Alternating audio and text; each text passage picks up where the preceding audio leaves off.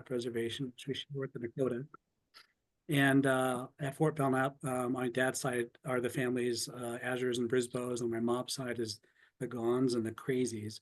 And I carry my mom's last name, of course. And I always say it's a good thing she didn't hyphenate her surnames, or I'd be a psychologist named Dr. Gone Crazy, which may not be the most attractive for clients. But I actually don't see clients. I work in academia and have for my entire career, because I've realized that it's an opportunity to do innovative work. My typical everyday engagement is around mental health research and thinking through issues of coloniality and well-being in Indigenous societies. And so that's the background I bring to our conversation today. I can't hear it. So let me go ahead and share my screen, because I'm going to show you some slides, and then we'll be able to proceed. My thought is that So I had it on the bottom one. Okay. I think, whoops, where's the slideshow? There we go. We may have people who are not muted. If you could mute yourself, please. Great, thank you. Yes. Okay, so the title of my presentation is Indigenous Research Methodologies and Formal Outcome Evaluations of Healthcare Interventions. This is something I've thought quite a bit about, particularly with respect to formal outcome evaluation of healthcare interventions. In my field of clinical psychology, as Annie well knows, there's been a long-standing concern with making sure that the treatments that we offer for people who are suffering from distress and symptoms of mental health issues get really high-quality treatment. And that high quality treatment has been defined as that which is scientifically vetted, scientifically studied, that survived randomized controlled trials, for example, and shown that it helps to benefit people. And so outcome evaluation is really important in healthcare. And so what I wanted to do today was to bring to bear some consideration of what I understand Indigenous research methodologies to be about and to be up to as they speak to this particular set of issues. So I'll talk for, I think, 45 minutes, then we'll have time to exchange. And I'm happy to stay past the top of the hour if, for those who are interested, if the conversation wants to go a little longer. So I'm not that worried about the 50-minute time frame. Hope that's clear. So today I really want to do four things as we prepare for kind of exchange or discussion about these topics. First, I want to review 10 postulates of Indigenous research methodologies so that we have a sense to appreciate at least what I understand them to be about, and we can dialogue and discuss whether you agree or what you would add or what you think is wrong. That's all helpful, obviously, as we together try to make sense of all of this. I want to highlight some common characteristics of Indigenous research methodologies. Then I want to link all of this to Walter Ong's classic 1982 analysis of the differences between orality and literacy, because I think that helps to account for some of what we might be up to when we think about these issues. And then I want to discuss the implications of Indigenous research methodologies and orality and literacy for health interventions outcome research. So hope that's clear in terms of a roadmap forward. Four things I'm trying to do today. So let me start with 10 postulates of Indigenous research methodologies. And I have written these up, and so I have a piece that reviews this sort of thing. It comes from, I guess, 10 years ago, maybe, in which I talked at a conference at Salish Kootenai College in Pablo. And so that's where I was trying to first try to abstract what some of these principles might be. So here we go, 10 postulates. First, Indigenous epistemologies, or we might say ways of knowing, existed prior to European contact. Hopefully that's not controversial. Hopefully that makes sense, straightforward. Europeans, of course, arrived, and when Europeans arrived, they brought their epistemologies with them to North America. So we can understand and recognize that epistemologies arise in human societies and human communities, and when there's travel and interaction, that those things then can come together. Colonization included suppression, eradication, and displacement of many facets of Indigenous epistemologies. In other words, colonization, which means when an outsider arrives and asserts control and removes people or even violently displaces or destroys people, then engages in a lot of different kinds of subjugation. And that subjugation included calling out Native and Indigenous people as sort of savage, backward primitives, and our knowledge practices and so on were really quite denigrated. Nevertheless, despite this colonization, the fourth postulate is that differentiable and distinctive Indigenous epistemologies continue to exist today. So despite this long history of colonial subjugation, of suppression, of even eradication in some instances, there are facets or attributes of indigenous epistemologies which do persist. And so you can recognize these in Indian country today. Fifth, universities, because this talk is really about indigenous research methodologies, which I take to be really part and parcel of academic knowledge production in the university system as we make sense of it. Universities have been dominated by Western epistemologies and associated research practices. You notice I put Western in quotes, and that's because I do feel a bit ambivalent about the binary opposition that we developed, Western and indigenous. We can talk more about this in the exchange if you like. So when I use terms like Western and indigenous in that oppositional way, I try to use scare quotes just to signal that I do have some qualms about opposing those in a black and white way. Nevertheless, universities dominated by these epistemology practices, but indigenous academics, those hailing from indigenous communities or familiar with indigenous ways of life, are poised to challenge this dominance by incorporating indigenous epistemologies into our research practices. In other words, there's the possibility for indigenous academics or people who are really familiar with indigenous life to be able to do something different, even in the university setting. That's what IRMs, I think, are premised on. 7, research activities based on indigenous epistemologies require alternative methodologies and methods. In other words, you're not just doing the same old thing. It wouldn't really be different. There wouldn't be a distinction. There wouldn't be any kind of contrast to be drawn if indigenous ways of life and knowing, if indigenous knowledge practices just simply mapped on and looked identical to what was going on in the academy already. And so the fact that they're different in certain ways requires alternative methodologies and methods. 8th, such indigenous research methodologies therefore prescribe distinctive ways of conducting inquiry that will yield novel insights and answers. Inquiry, of course, is about trying to understand something we don't understand. We often pose research questions that our research projects are designed to try and answer. So we're trying to find answers to questions that we don't know the answer to. And of course, university knowledge production is sort of steeped in that all around. But the idea here is that indigenous research methodologies allow distinctive ways of conducting inquiry where the answers aren't going to necessarily be the same. It's going to provide something new, something different, something more, interesting, or a perspective that isn't otherwise recognized.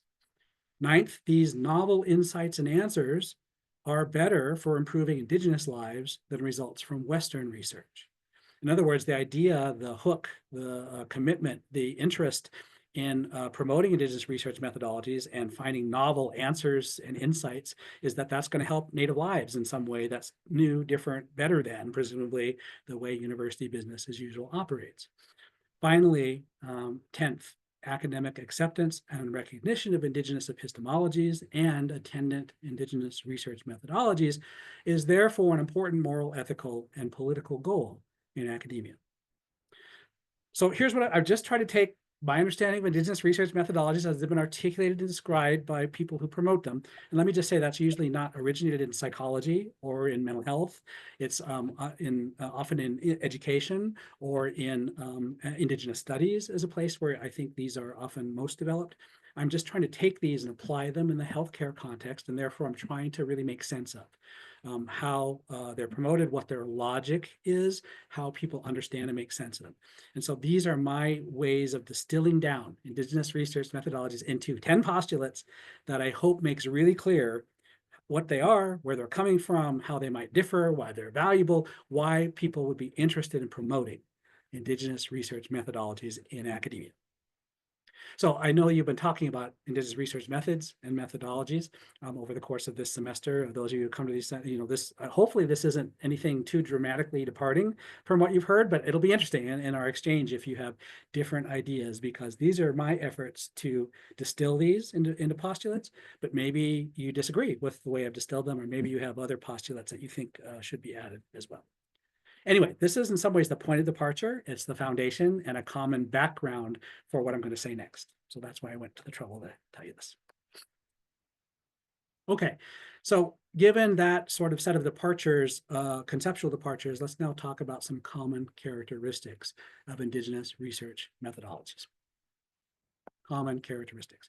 I'll start with a quote from Vine Deloria Jr., who you might know or recognize, sometimes called the father of Indian studies. He published a really important book in 1969 called Custer Died for Your Sins, an Indian Manifesto, which was in some ways a throwing down of the gauntlet, kind of a hallmark initiation of the Red Power movement and AIM and all of that kind of stuff. So again, in 1969, Deloria sort of became really important and famous more publicly. But he's, wrote all kinds of books, dozens of books actually, some of them dedicated to thinking about science and education and so on. And anyway, in one of his books, here's what he had to say about indigenous knowledge. Quote, "The key to understanding Indian knowledge of the world is to remember that the emphasis was on the particular, not on general laws and explanations of how things worked." So I put in red here in opposition of particular and general, because he's drawing a contrast for us here. Emphasis on the particular, not on general. And I want us to keep this in mind because I think this is helpful as we try to appreciate what might be going on with indigenous research methodologies, particularly as they might intersect with outcome evaluation in healthcare. One of my favorite overviews of indigenous knowledge traditions is by a Mohawk scholar from Canada named Marlene Brant Castellano. And Marlene Brant Castellano wrote a chapter all about Aboriginal knowledge. And I think it just does a really lovely job. I mean, it's 25 years old at this point, but it did a really lovely job of summarizing these facets, these characteristics, these features, these attributes of what then was Aboriginal knowledge. Up in Canada, they went from using the term Aboriginal to the term Indigenous in like 6 months. It seemed like in a 6-month window, everyone stopped using the term Aboriginal and started to use Indigenous. But in any case, this was back when it was Aboriginal knowledge. And we have 5 characteristics here of Aboriginal knowledge that Brant Castellano talks about. It's personal, it's oral, it's experiential, it's holistic, and it's narratively conveyed. Now, the narratively conveyed part, I've called it storied. And I did that because I think if you substitute storied for narratively conveyed, you can have a nice acronym actually that spells HOPES. H is for holistic, O is for oral, P is for personal, E is for experiential, S is for storied. It just helps you to remember these characteristics a little easier, I think. But just to unpack these a bit, when we say that a common characteristic of Indigenous research of Aboriginal knowledge is personal, that means it's really tied to the integrity and perceptiveness of the knower versus general and authorized by general that knowledge that's authorized by unknown others. So it's really embedded in one's own experience. When we say it's oral, we mean that it's communicated in person and with some responsibility for transferring knowledge, which is often associated with power in Native understandings of the world. And so there's a responsibility that comes with who you share knowledge with and the attending power. Power, as you might have been aware, in Indian country is often considered not just potentially helpful, but also dangerous if you don't know what you're doing. So there's a responsibility for how you work in these things versus writing that's recorded for sharing with unknown others. And so, it's in person and communicated orally, not necessarily written down. It's experiential, which is to say it's subjectively felt, richly interpreted, maybe introspective in some deep sense, versus abstract and removed from lived experience. So it's embedded in one's kind of everyday unfolding happenings. It's holistic, which is to say that it's perceived across the domains of the self, which intellectual, spiritual, emotional, and physical would be one fourfold way that many Native communities talk about the holism of a person's life, versus merely rationally considered. So it's not just intellectual, for example. It has these other domains that work in a holistic fashion, rather than maybe how we usually think about knowledge in academia. Finally, it's storied, which is to say that Aboriginal knowledge employs diverse genres of often oblique instruction. What I mean by oblique instruction is when an elder sits down with a young person and is conveying knowledge. That knowledge is often through story in a way that doesn't tell people what to conclude from that story. It doesn't say in didactic fashion, A, B, and C, or therefore 1, therefore 2, therefore 3.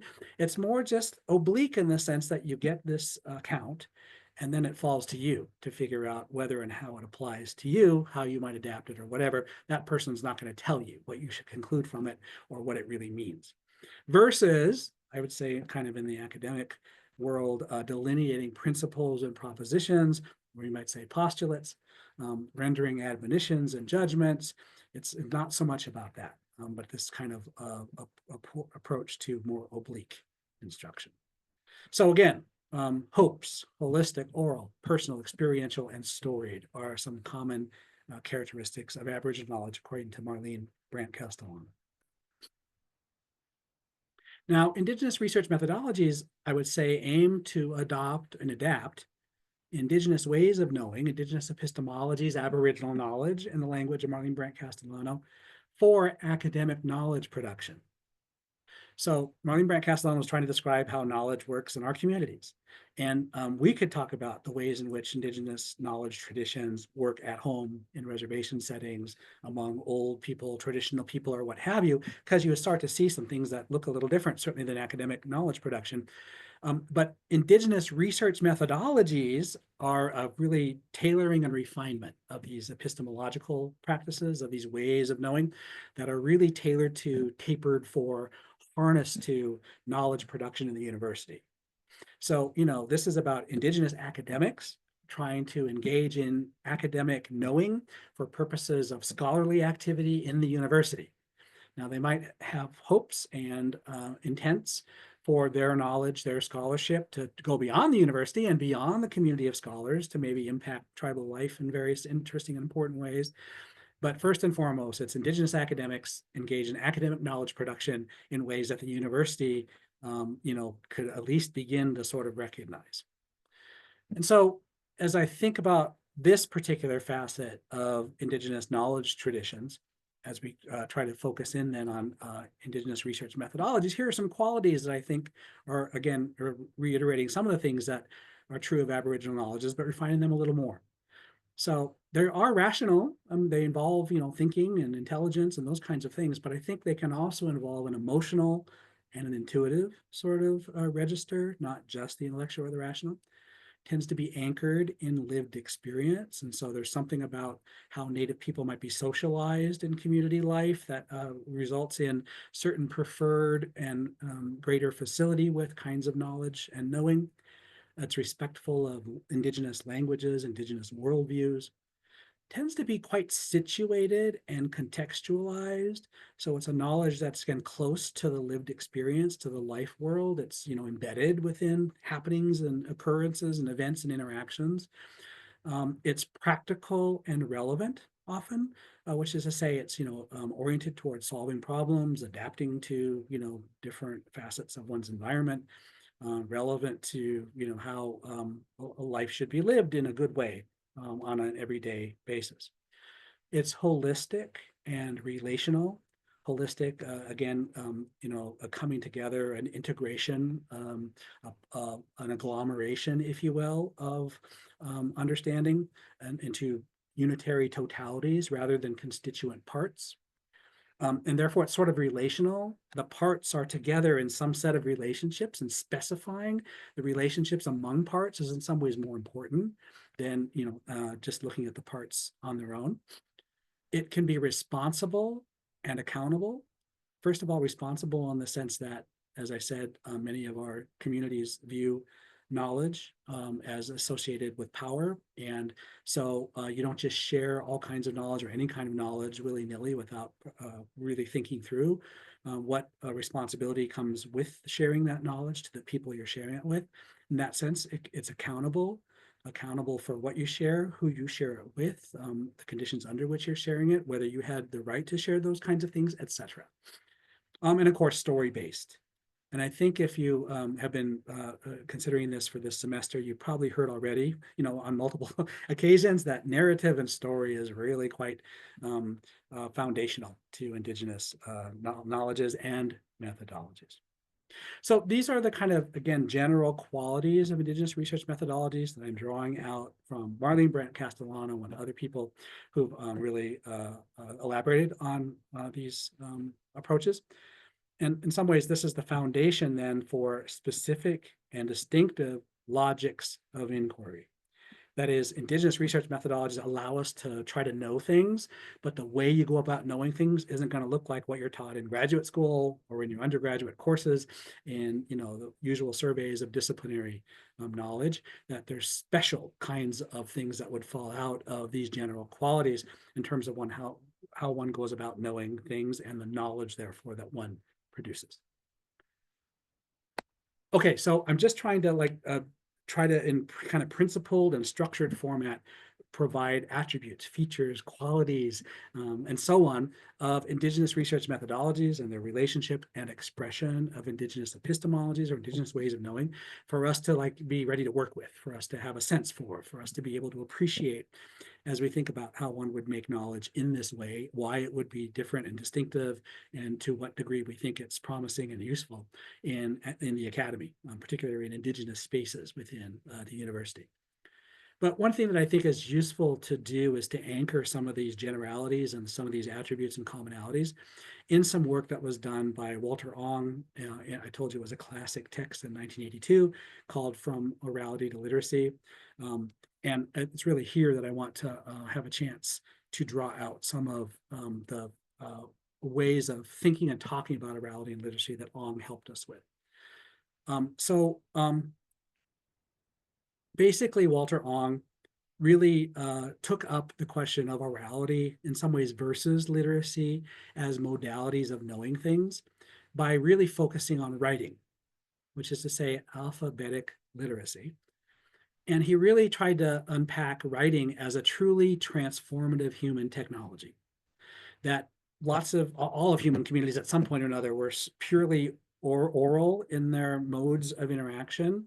But then over time, different communities began to develop and to adopt alphabetic literacy.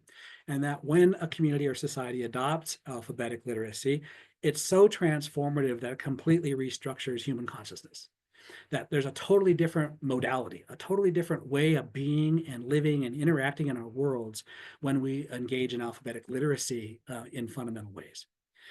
Basically, he says that literacy restructures human thinking and human knowing as a result of these issues. And really the issue here has to do with sound versus text.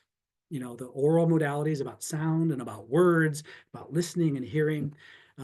The literacy modality is about text, about what you can see and what you can read.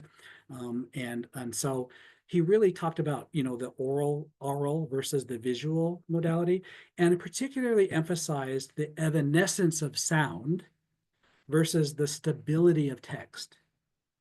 Evanescence of sound, stability of text. Now, evanescence of sound means that when we're interacting and we're talking, it's here, but it's gone with the wind. Right? It's there in the moment and you're interacting and in it, but once it's said and done, it's gone. All that we carry with would be traces in our memory where we could recall and reproduce, but your memory is not my memory. We might have differences of recollection as to what was said, or, it's like the telephone game that some of you have played. I would suggest to you that societies that are steeped in orality are probably better at the telephone game than societies that are steeped in literary modality. But in any case, the evanescence of sound, the fact that it's here now but immediately gone, versus the stability of text, is what Ong is hinting at. The stability of text means the text is fixed, it's down, it's there, and it can be alienated from the moment. It can be preserved, it can transcend almost the moment by virtue of it being written down. And because of the stability of text versus the evanescence of sound, Walter Ong claimed that literacy creates separation and it creates distancing.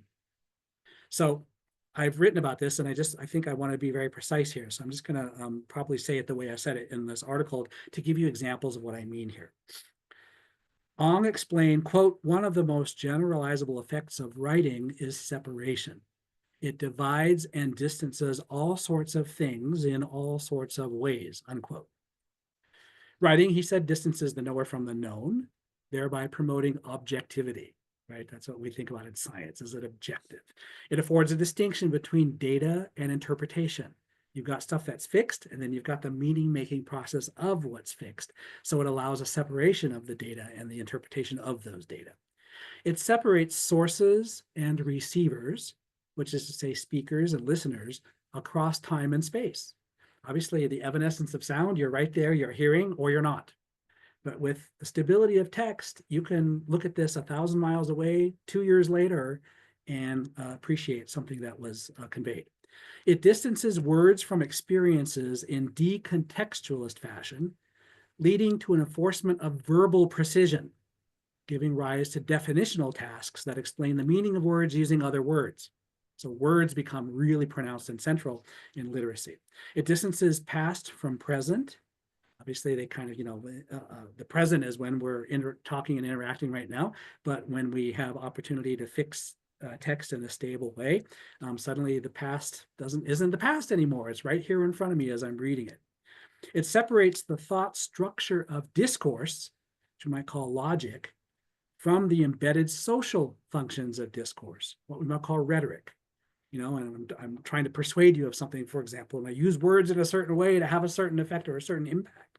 But that's different than what literacy can afford, which again can have a structure that is all about the logic, the line of thinking, etc.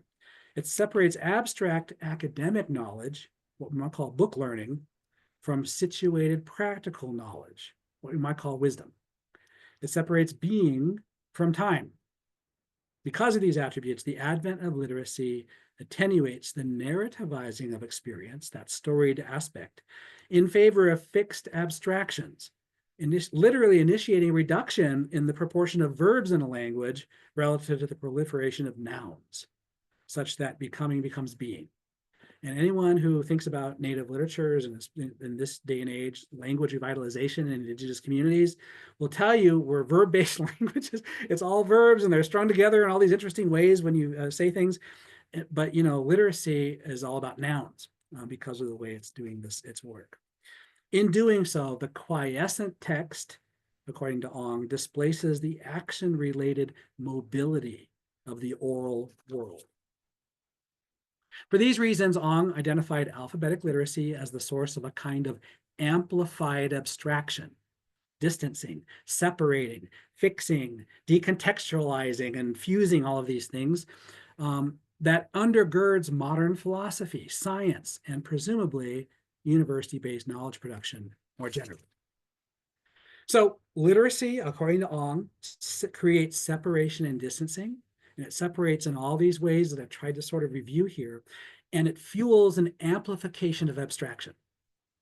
When we write in scientific journal articles, what's the first thing we do after the title and the author byline is the abstract, which is the distillation of what we're arguing. And you know what abstract means? It actually is the same root for distance. It literally means distance. So this sort of stuff is important to recognize in terms of the amplification of abstraction that's possible through literacy, but not really all that important for the modality of oral interactions.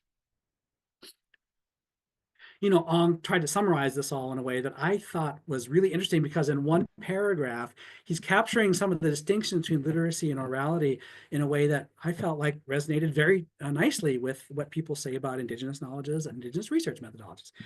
He wrote, quote, "Primary oral culture also keeps its thinking close to the human life world, personalizing things and issues, and storing knowledge in stories. Categories are unstable mnemonically, which is what you have in the oral modality, your memory. Stories you can remember. In its typical mindset, the oral sensibility is out to hold things together, to make and retain agglomerates, not to analyze, which means to take things apart." So here we have a contrast and distinction of putting things together, seeing them in their totality and in their relationships together as in a whole, versus the breaking and dissecting of the constituent elements in a way that allows us to look at each of those in separation or distance from the others. Now, as we think about this move from orality to literacy, we want to appreciate a few things about what Walter Ong did here, and also some constraints. So, Ong really saw orality and literacy as a great divide. In which those engaged in primary orality and those engaged in alphabetic literacy really were kind of like so fundamentally different in how they think and how their consciousness has been altered by these practices that, they're really in different modalities that are hard to communicate across. And I think that actually that's probably not all that compelling in terms of some aspects of morality and literacy. Instead, I think we want to recognize that these are coexisting repertoires, that you can engage in the oral modality and you can engage in literacy in ways that are more like code switching or like genres of thought. And you might be more or less socialized into familiarity, comfort, facility with one or the other, or you might be truly bicultural in the sense between them. But in any case, these are repertoires that can coexist. And it depends on the situation. It depends on the particular, what this, how much facility you have with these, but also what the context calls for as to which you're likely to engage in. The actual adoption and use of either orality or literacy as a modality can vary by specific community, but it has to be empirically described. Ong was kind of just in an abstract way characterizing these as oppositional in some ways. But if we recognize that they actually can coexist in interesting ways, then to understand how communities engage in orality and or literacy requires research or study in itself to basically characterize and describe the ways in which people are interacting in these different modalities and what consequences or implications they have in those everyday experiences. I'm telling you all of this really because my proposal is simply this, that Indigenous research methodologies, as Indigenous academics promote and propose them, I think really are just reflecting this promotion of the conventions of orality over the conventions of literacy. It's recognizing and hearkening back to the fact that I think many Indigenous communities and societies are a lot closer to the oral tradition and still preserve facets and aspects of the oral tradition in ways that are quite consequential in community life. And so Indigenous academics who are familiar with those or recognize those are interested in seeing what traction those might have in academic knowledge production. How can we honor those? How can we recognize those? How can we deploy those in the work that we do so that we can understand things a little bit differently coming from our proximity to orality in a way that maybe other academics are not so close to. So that's my proposal. And this is debatable. We can talk about it too in the exchange to see if you think that's persuasive or interesting or not. But that's where I'm coming to. I wanted to get from orality to literacy to be thinking about this. Finally, I want us to think and talk a little bit about just the implications of all of this then for health intervention outcomes research, because my understanding is that this, a public health seminar, many of you are interested in this stuff as it intersects with public health. And so let's think through this a little bit. And I told you already that in clinical psychology, we're quite concerned with treatment outcomes and with trying to make sure that people who are suffering and in great distress and where life and livelihood are maybe at risk to whether they get the help they need or not, that we are highly accountable to the very best approaches to assisting people in their direst hour of need. And so when it comes to healthcare interventions, there's a good deal of effort and energy and resources and attention given to how do we vet these treatments. Sure, it might work, or you could have good reason to think it works, but does it work? And how can we scientifically establish which treatments are truly helpful versus which treatments seem helpful or seem promising, but in fact are not? And one thing we have to recognize and remember here is that there have been treatments that have been promoted in the past or activities undertaken by counselors and therapists that have been deeply harmful to people who've engaged in them, not because the therapists thought that we're trying to hurt people. Of course not. They thought they were doing good. They thought they were helping out, but then it turns out they're not helping. An example of this would be, I don't know if you remember the DARE program, drug abuse resistance education. This involved like policemen going out to schools and lecturing to young people about the dangers of drug use, right? And it's a perfectly intuitive thought. I mean, you tell people about the dangers of addiction and you warn them off so they don't get started too young and too early and end up in addiction. You can ward them off. But what we found out once it was sort of rigorously studied is that kids were actually more likely to engage in drug use and abuse when they had a DARE program than if they didn't, so no one would have thought that.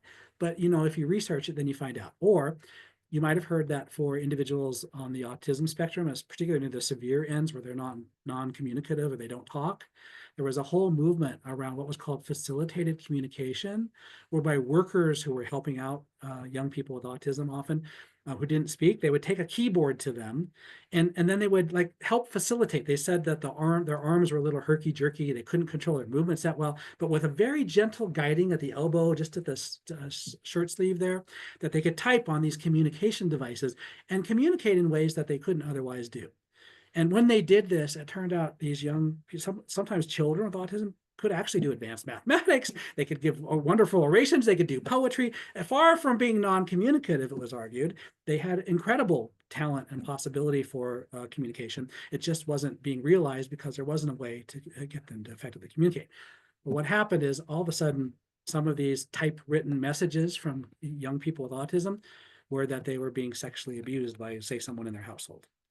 So this went to court, of course, because they would, Child Protective Services would move in, and suddenly it's the court of law has to determine, wait a minute, now who authored this communication? Was it the child or was it the facilitator? And what they did was, this is years into this movement where, tens of thousands of autistic people were, being communicating through these facilitated trainings. You did a simple high school science experiment in which you just have a view divider between the facilitator and the child. And, you showed pictures, sometimes they're the same pictures, sometimes they're different pictures. Well, the typist typed something, what did they say? And it was 100%. It was the facilitator who was actually directing what was being communicated, not the child at all. Simple high school science experiment showed that this entire approach was actually not true and harmful in the sense that some of these kids are removed from their families on the basis of sexual allegations that it turns out couldn't have been true because the kids couldn't even communicate that way after. So the point is that treatments and interventions for people with mental health conditions can actually be harmful. And that's why there's this concern with trying to anchor and tether these kinds of approaches to scientific knowing. Really, then, there are two major considerations for evaluating health outcomes in the context like this. Really, we want reliable causal inference. What you want to know is, does this treatment for people with these kinds of problems actually lead to symptom reduction and improvement of functioning above and beyond all the other things that are going on in their lives that they might be trying? Can we attribute in vigorous and rigorous scientific ways that the outcomes are due to the treatment and nothing else?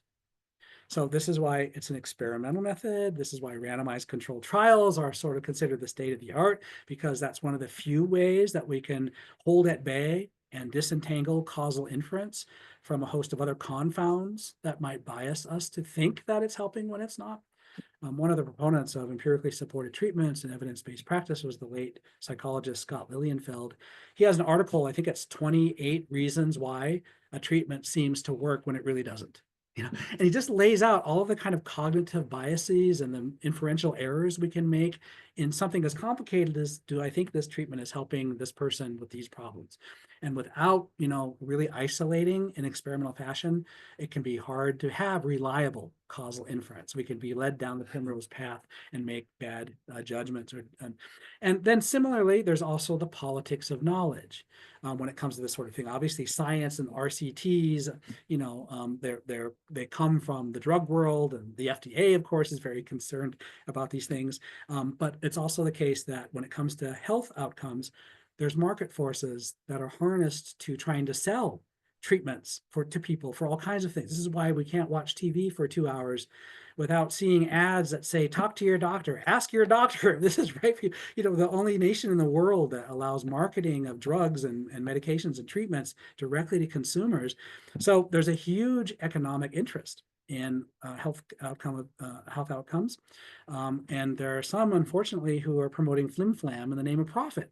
And so this is another reason why we're concerned with evaluating health outcomes. Now, with respect to these major considerations, there are at least two diverse approaches that we can conceive of when it comes to evaluating health outcomes. One we just all talked about, which is objectivism and scientific experimentation. This is the sort of evidence-based practice, empirically supported treatment, randomized controlled trials. Let's have science be the foundation of treatment.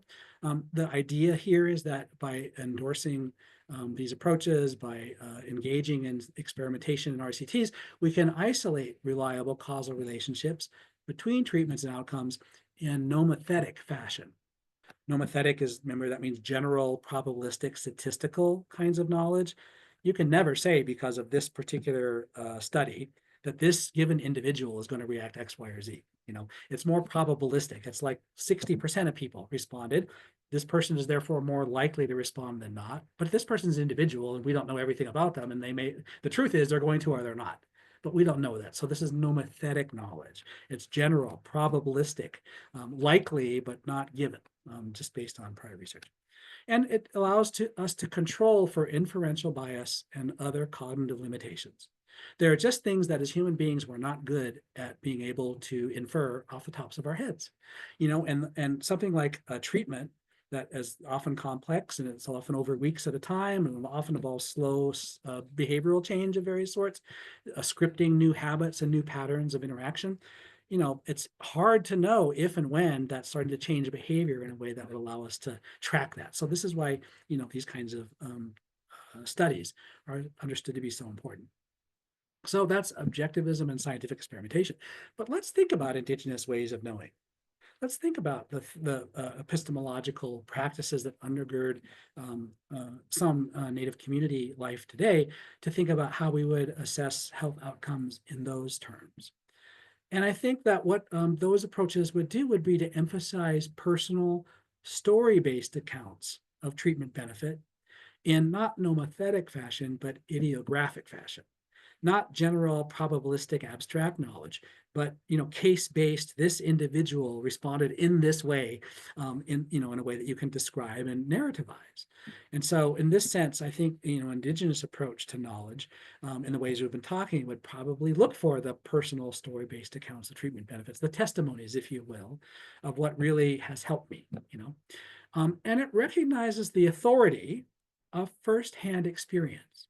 In fact, I think we could say that indigenous ways of knowing have really no higher authority than firsthand personal experience. That's how you really know something, is when it happens to you and you therefore have an experience. And then if you then are respected in your community or among your family, then you can share those things of what happened to you. And that has an authority as well with the people you're talking to, because they respect and regard you and believe that what you are telling them about your experience has value and makes sense, and they're going to learn something from it. And of course, the authority of firsthand experience gets short shrift in modern life in some really important ways. And so there's an element of the politics of knowledge at play here, in terms of trying to make sure that Native accounts of their own experiences are accepted and valued in an anti-colonial fashion.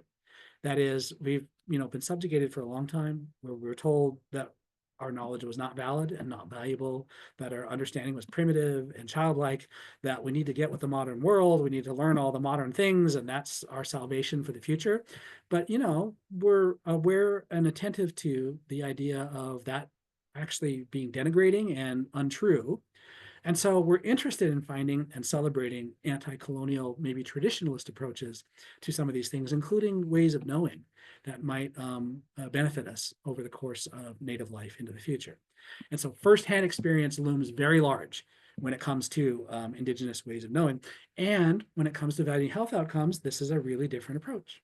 It's one that's looking for testimony, one that's looking for rich, storied, personal firsthand accounts of what you experienced and what it was like and what sense you made of it, rather than research studies that have statistical findings that you are supposed to have faith in because of the analysis. And let me just give an ethnographic example from an anthropologist named Regna Darnell, who's probably retired now, I would think, but she taught at Western University most recently in Ontario. And Regna Darnell, worked and interacted with Cree people and Cree communities for most of her career.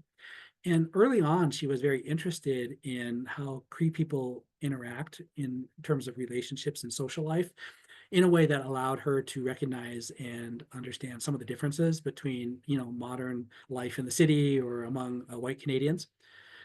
First and foremost, in this work with Crees, she was able to identify and accentuate the primacy of autonomous personal experience. So it's not so surprising, given all that's been said about indigenous ways of knowing, indigenous research methodologies, that personal experience would be so very, very important. But part of it too is that personal experience is almost considered sacred. Like, it's not acceptable for an individual in traditional Cree interactions to intrude onto the autonomy of other people. And so this leads to a lot of interpersonal styles and practices that preserve and protect individual autonomy, personal autonomy. And so I know in mental health and in counseling, we've often heard that, don't look Native clients in the eye. Looking at direct eye contact is bad. Well, that depends on the client and, how culturally, embedded they are. But what they're talking about here is a little bit of indirection. That's about intruding on the personal autonomy of others. One thing that is really clear is even how you ask questions or whether you ask questions. So indirection in speech is often very common among more traditional people in our communities, where rather than make a direct request of someone, you might just, instead of saying, will you go to the store for me, please? I need eggs. A traditional approach might be, we don't have eggs today to make the meal. And it's no request, and it doesn't make a demand on a person. It doesn't cross over or infringe on their autonomy. But instead, if you are part of that world, you understand that as a request. But you're not on the hook to say yes necessarily or obligated. You don't have to do it. But it's about protecting personal autonomy. And so it's not just that personal experience is so important, but the autonomy of that personal experience has to be very well regarded and respected. And I think the way they talked about it, these Cree people had metaphors for this, like two circles that maybe touch at the outer boundaries, but do not overlap. You got to protect, the integrity of the circles, or two stars that pass each other in the night sky, but of course they don't touch. So, proximity, even, a sort of adjacence, but not overlap.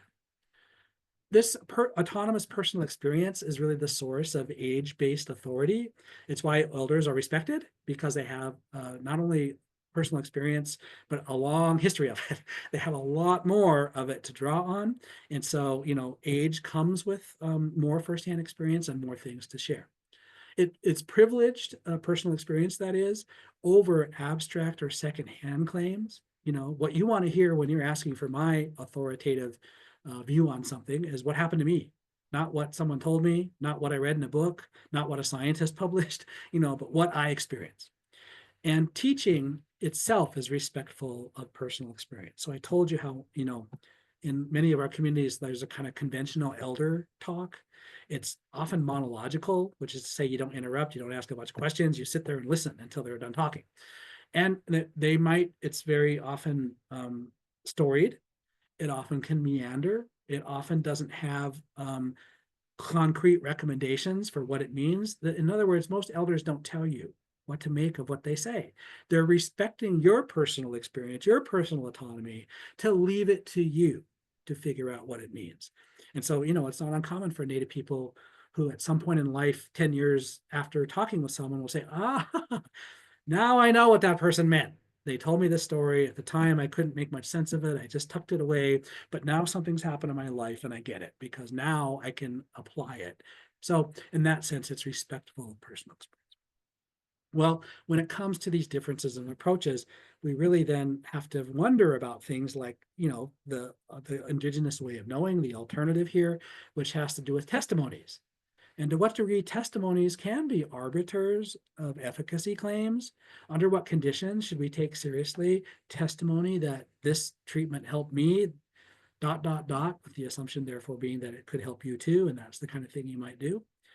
In any case, whatever we make of that, and we can talk further about it in the exchange, this is the grounds for the Native opposition, not just Native, but it's Native people have taken this up.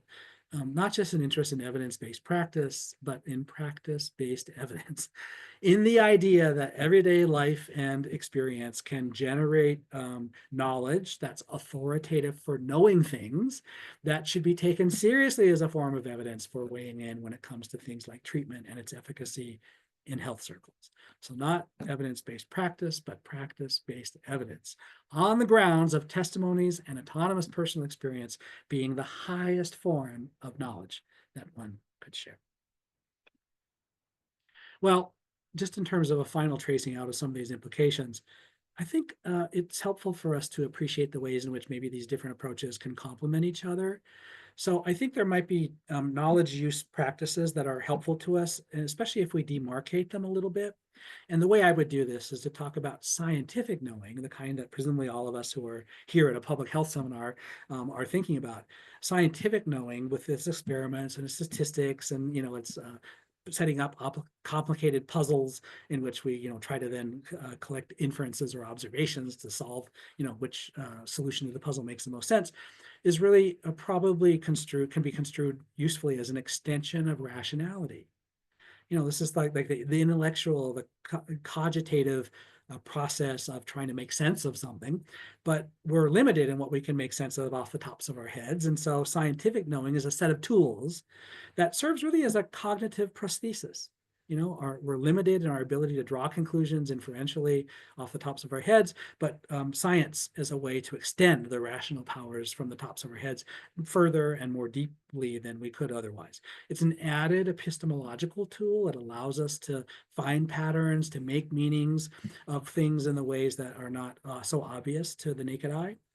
And the relevance of this sort of extension of rationality then becomes a matter of applicability and interest. Applicability in terms of, are you asking the kinds of questions or trying to solve the kinds of problems that require this sort of extension of rationality or would benefit from this kind of extension of rationality? And so are you interested in applying this extension of rationality to solving problems and answering questions through scientific knowing in this particular way? So scientific knowing as one demarcated form of knowledge practice can be seen as an extension of rationality. In contrast, I would say that indigenous knowing maybe can be thought of as an extension of relationality. So a big part of it is holism rather than reductionism. Right? Science is, as we talk about a lot, it's reductionist, it's analytic in the sense of, as Walter Ong said, it breaks things apart. It's about dissection. It's about breaking complicated things into their constituent elemental parts, and then studying the elemental parts as if they weren't in a bigger system, as if they weren't in mutual interaction with all these other things all at the same time. So we can look at the different parts. It breaks things up, it dissects, and it looks at the constituent elements. But holism, as opposed to reduction, is more about agglomeration. It's about putting things together. It's about seeing the patterns and the relationships and the interactions that happen. You can think of it maybe as systems logic. Systems have parts that come together and you can study the parts. But the idea of systems theory is you put it together in a functional system, and the way these things interact is you would not know it or be able to learn from it by analyzing the constituent parts in isolation from each other. It's only in the functional whole that you get to see how things really work. And so this kind of holism, this agglomerative impulse, this interest in the integration of things is where the action is when it comes to indigenous knowing as an extension of relationality. It's the relationships between things, not the things themselves. And so balanced relations among constituent parts becomes sort of the order of the day of this kind of approach to inquiry. It's like the medicine wheel. And presumably you've all seen a medicine wheel, a circle bisected by two perpendicular lines. It creates 4 quadrants. And the image of the medicine wheel is all about 4 in 1. There's 4 constituents you can talk about, but actually they all come together in one unified totality. And yes, it's useful to look at the 4, but don't forget, they're all in the circle and they all work together for unitary totality. And so it may be acknowledgeable, recognizable, and important to recognize constituent elements, but really it's the balanced relationships between them that an extension of relationality and indigenous knowledge would emphasize. An interest in mutual interdependence rather than hierarchical dominance is sort of important. It's if we think about human psychology, which, many treatment programs that Native people run, for example, will take the medicine wheel and it's 4 in 1 imagery and talk about how we have minds, bodies, spirits, and emotions. 4 constituent elements that together yield human psychology, human experience. And so the together is what we need to focus on, even though we can look at each of them independently, but it's mutual independence. It's not that spirituality is higher than the physical or whatever. They're all, there, but they have to be together in balance for things to work. And finally, this extension of relationality that indigenous ways of knowing can bring affords an interest and attention to interpersonal relations rather than impersonal mechanisms. So interpersonal relations are, really at the foundations of the cosmos for many indigenous worldviews and religious sacred understandings. The world operates through a whole panoply of beings, most of whom are not human. But these non-human beings are in fact persons. That is, they have intentionality, agency, desire, will. They want things to happen. They make things happen. The world operates through all of these persons interacting and engaging, most of whom are not human, and most of whom are more powerful than humans. And so, we lowly humans need these other than human beings for the world to work right. We depend on them. And so health actually becomes a sacred endeavor, and one in which being in right relationship to the persons in the world around you are what facilitate good health. And so having proper ceremonies to interact with spirit beings, spirit persons, to make sure that they distribute life and blessings and benefits to the community is what leads to good health. So health becomes an interpersonal matter of humans and non-humans in terms of how it actually can be realized. This is very different than biomedical understandings, biomedical scientific understandings, in which mechanisms are what's at work. We want to know, like, well, if I take this antidepressant medication, how does it change the neurotransmitters in my brain such that my mood improves?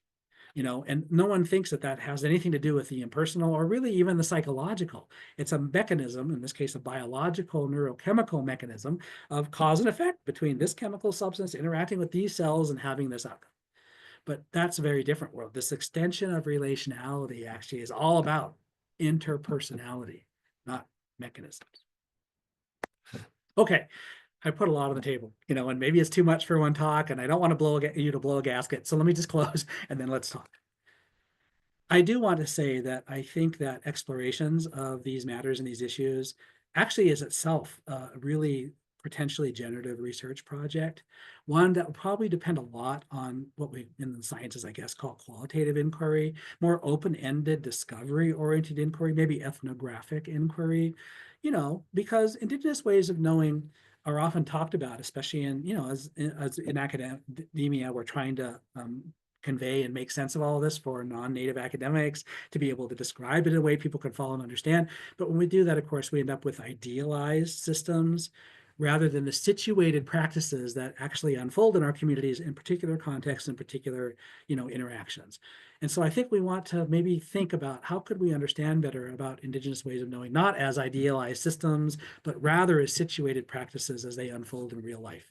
And so that might require open-ended discovery-oriented inquiry, a central place for it in accessing and representing Indigenous ways of knowing, not in the abstract, not in terms of their postulates and principles, but rather in actual practice when Native people are making health decisions, in a traditional person versus a more modern person in a community are making those decisions. How do they reason it through? What is it? Who do they talk to? How do they come to a conclusion? We want to know that in some way in terms of if we want to illuminate these knowledge practices as they really unfold. So we want to investigate the role of everyday knowledge use for therapeutic decision-making in our communities, potentially. This could help. One way to do that would be to do vignette-based reasoning. We could present, vignettes of suffering and what the person should do to get help and let people talk and interview a wide range of people, from those who are perfectly familiar and comfortable in the modern world to those who, wouldn't go to a therapist if their life depended on it because it's completely unintelligible. We want people like that to respond to these vignettes and to understand the cultural models that are at work. That is, the implicit underlying premises and understandings that help them make sense of how to proceed.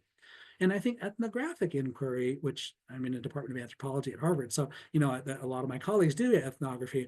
It is one way to think about and understand Indigenous help seeking, again, in real world terms, and how they might benefit from something like mental health services or not, based on what we can learn.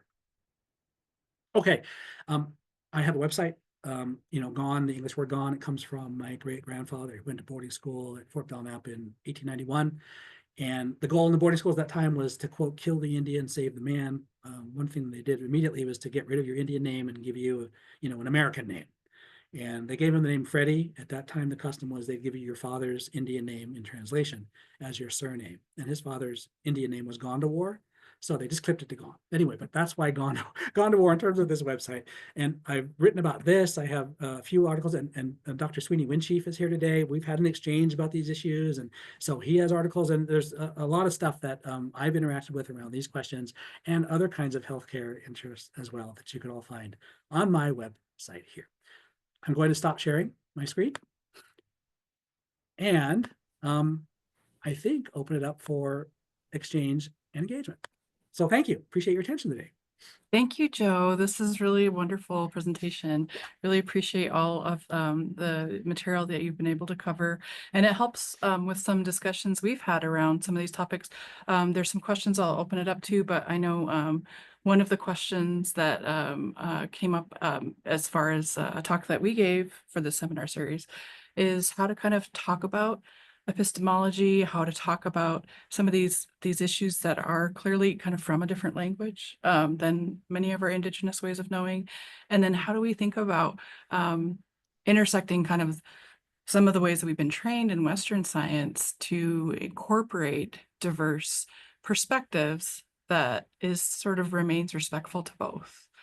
I don't know if that's helpful, but it's a little bit obscure, but I'm trying to summarize a little bit, a couple of the questions. Yeah, great. Thank you. How we talk about these things, I think the languaging matters a lot. And I think that it can be helpful to us perhaps to avoid laden terms that come with a whole bunch of baggage or that entire disciplines have worked out in ways that we may be less familiar with. So like the term epistemology. Like I remember going to a psychology conference and hearing some people who were advocating for qualitative inquiry in psychology, which has become a lot more recognized and normative in my field over the course of my career. But, a person describing, different epistemologies within psychology, like those that inform forms of qualitative inquiry versus the statistical kinds of analyses that people do on variables. Well, I don't think it's that helpful to call those different epistemologies. I'm not so sure there's multiple epistemologies in psychology. Actually, I think all of academia, all of university knowledge production shares some epistemological qualities that are pretty common, like the importance of arguments and evidence and critique and dispute and taking each other's ideas apart in the effort to try to refine them and make them better. I think that whether you're an English prof or an astronomer, I think that those are facets of maybe the epistemology at work. So epistemology is one of those laden terms that, I guess I wouldn't use if I could help it.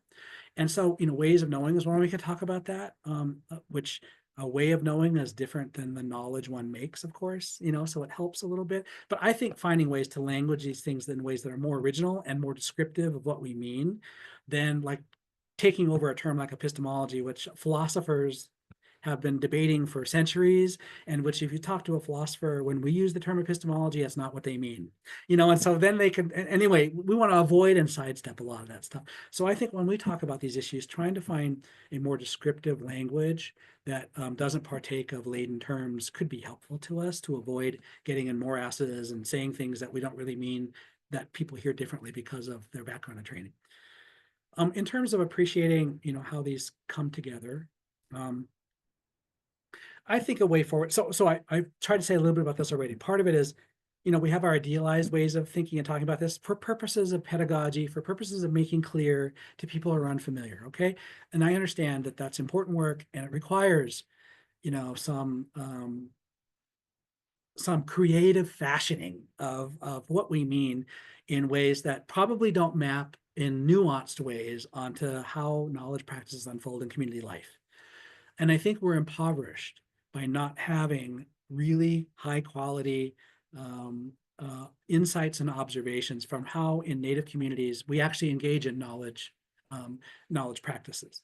And so that part of that whole thing about whether it's ethnography or however you think about it, I think that we would benefit from concrete examples of how knowledge practices are brought to bear when a problem arises or you're trying to adapt to some setback in your health circumstances or whatever. Then we could get away from what the idealized stuff is, which may or may not characterize any given set of interactions, to what people really do. And that would help us to better specify and to better illustrate. Here's what's at stake. Here's how people make sense of it. Here's why they make sense of it the way they do. And here's how it yields a different decision than if you had proceeded in a different way of knowing or with a different set of priorities and judgments. And so I think the answer in part here is that we want rich, evocative illustrations of ways in which an application of a way of knowing yields a certain decision, outcome, or conclusion that a different approach would not.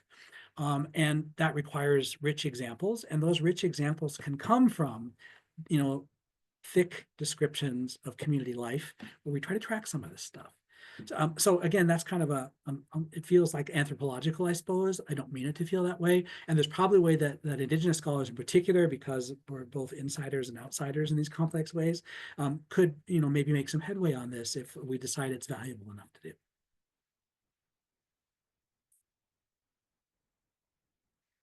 And there's another question in the chat. I don't know if you can see the chats, but there's one from Antonio. I'm not sure if, do you want to speak your question?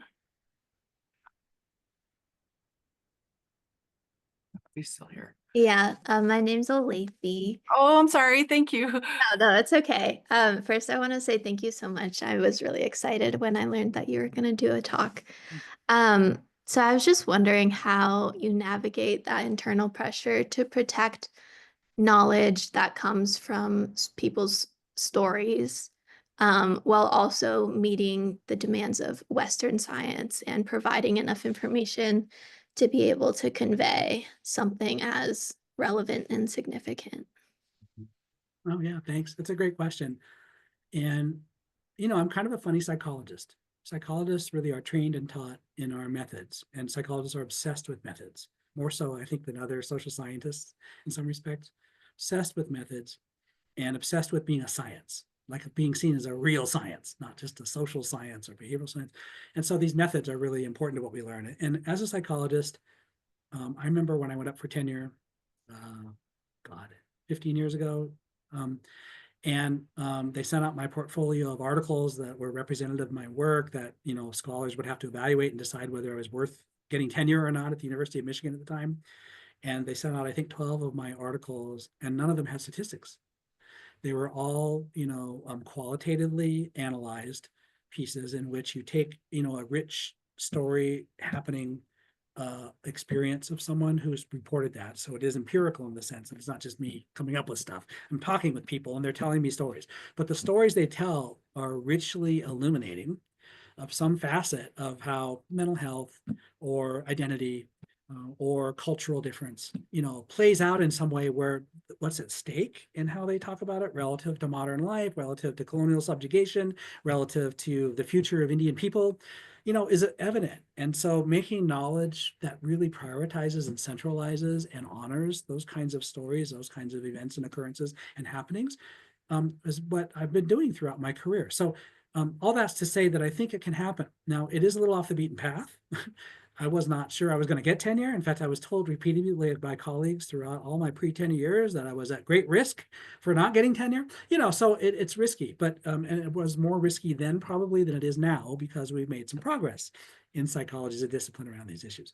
But I think that working with stories, with narratives, with events and happenings and occurrences can be incredibly illuminating. And in some ways, that's why some of my work is perhaps most legible to medical anthropologists. I think a medical anthropologist is someone who I don't have to explain what I'm doing. They get it because it's really how they make knowledge themselves in certain ways. So I think it's really possible, but there are disciplinary pitfalls and there are some justifications that you might have to, some explanations you have to offer, really making clear to people what you're up to, why it's valuable, why they should listen and attend to it. Thank you. Thank you for the question. And Jace, you had a question as well? Hello, can you hear me? Yes. How you doing, Dr. Gon? Hi there. Man, got the OGs online. That's cool. I wanted to man, I really appreciate your research, and it kind of delves into back in my younger days where I heard, folks talk about, and this might seem a little new agey, but the metaphysical properties of language and oral tradition. We believe, like you mentioned, Cheyennes, that knowledge is a living thing that's transmitted, through our songs and ceremonies. And too often people brush that off like, you guys are just new age, you're the rainbow tribe, you guys are talking nonsense. Yet we can go back in history and look at the Western great philosophers of, Socrates and Plato and Aristotle and all those guys. And I think there's a moment in time where they were orators, and then they started writing things down, and they got detached from their ways of knowing. And I don't know if that's where we would say that the white man fell off that spiritual wagon. But I think my question is, can what we're doing in modern times with written text and research ever capture the dynamic and communal nature of knowledge that indigenous oral traditions have as it relates to research? Yeah. What a wonderful question. Thank you for that. And your answer is, probably better than mine in this, and lots of people on the call might have different perspectives about this too. But, the thought I have is that that I think that we have more power than we've exercised to tap into and capture and represent different aspects of knowledge in the work that we do. And so whether we can go all the way, whether we can truly capture it all, I don't know. But we certainly can capture more than we have. And my suggestion, I think, is that literacy is a limitation in this respect. So, like in most academic circles, unless you're in the visual arts or filmmaking, I mean, there are exceptions, particularly in the humanities, where there are some disciplines that don't depend quite on literacy in the same way, although even like film and visual people write articles.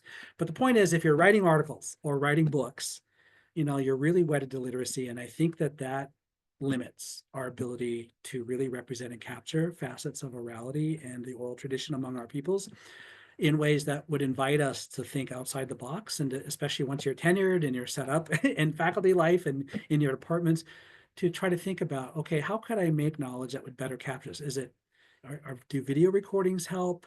Or, in our exchange, Sweeney Winchief and I, Sweeney and your colleagues, I know you've been starting to think about, like, what does it look like to not simply, default to writing sentences on a page, And I think that there's some action there that's under tapped and unexplored that we probably owe our own communities if we're going to see our knowledges better reflected in the knowledge practices of academia. And so the question then becomes, like, how do you make that knowledge? How do you disseminate that knowledge in a way that doesn't depend on literacy? And that obviously would upend the way we think about university knowledge production.